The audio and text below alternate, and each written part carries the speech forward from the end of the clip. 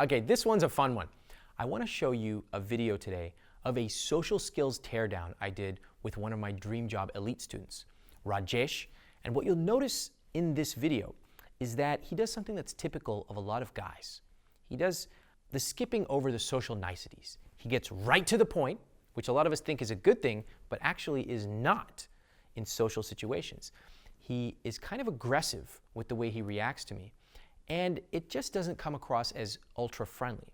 Now I show him a better way in the video. Take a look. So Ritesh, let's get right to it, man. How can I help you? All right, so my most important question that I have is more about advancing internally at a company rather than getting new jobs outside. And the question is this, how do you draw the line between being efficient versus being light when you're trying to work with folks who may not be as driven as you are? Give me some context. Okay, so for example, last week I was in this meeting and I had this team member who's talking about how her property is getting X million page views a week. And I didn't say anything upfront over there. I walked out of the meeting and I made this comment to another colleague saying, what the heck does X million page views do for you? I mean, if I put a donkey at Times Square, it's gonna get X million. A lot of millions of people are gonna go watch it, but that doesn't mean he's gonna get a lot of money for it. Okay.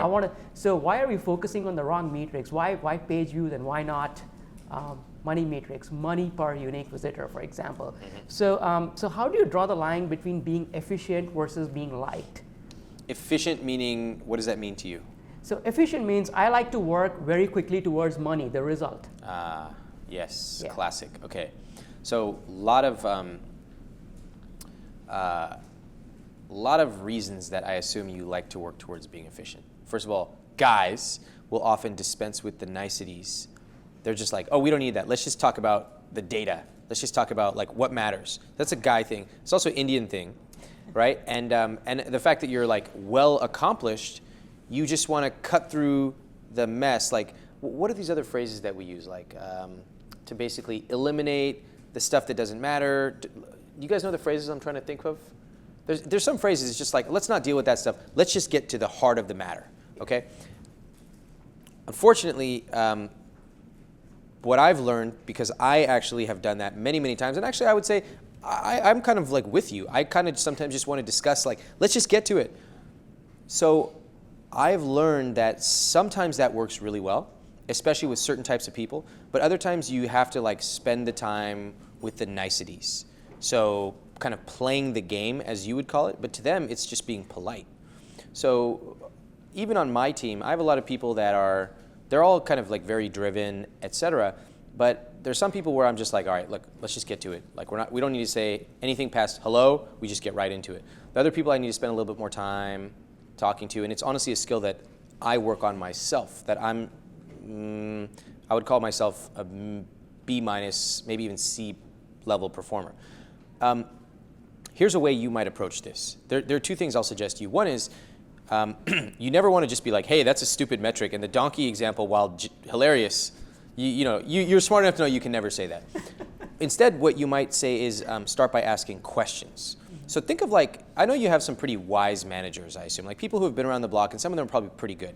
So notice the way that they will ask a question, and 15 minutes later, the whole conversation has shifted to be like, hey, why are we even talking about this metric? And you're like, and if you analyze what happened in the meeting, you're like, how the hell did we get onto that topic? And it all started with one simple question that manager asked.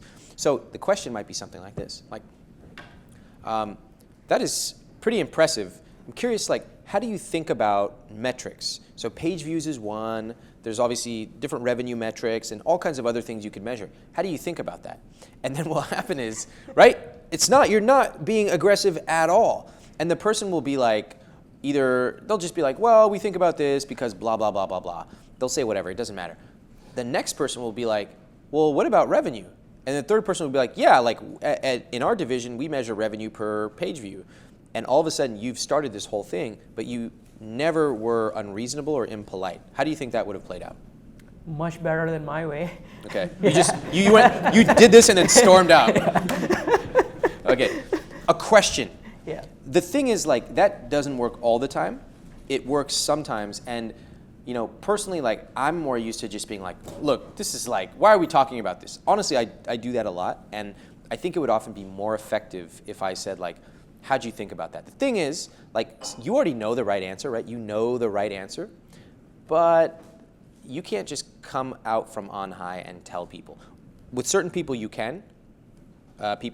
Certain people, but especially if it's a team effort and they're lateral to you, you have to, like, engage them and get buy-in. So when we talk about, like, getting buy-in, this is where it starts, right here. Whereas if you were just like that's a stupid metric and it's doing nothing, no matter what you do from then on, that project is doomed because you never got buy-in from the first time you brought it up. So questions are a good way to do it. And then if that question doesn't go anywhere, bring it up at another time. Again, you're just dealing with this sliver in time, but our lives are a long time. Okay. Does that answer your question? It does. This is very helpful. Yeah, I said there were two parts. The second part, of course, is to see people who do this really well and study what they do. And I know you've already done this with your CubeMate, but let's also think about your more senior managers who are just, they've seen every piece of shit under the sun. They've seen it all. And they've seen, like, people who are just clearly making the wrong decisions. But these managers are so skilled, they would never call someone out in a meeting. Instead, they would raise the issue. Hey, how do you guys think about this? Study them and see how they handle these approaches. Okay, right. Two approaches. Cool. All right, great questions. All right. Yeah. Nice Thank you, job. Ramit. Yeah.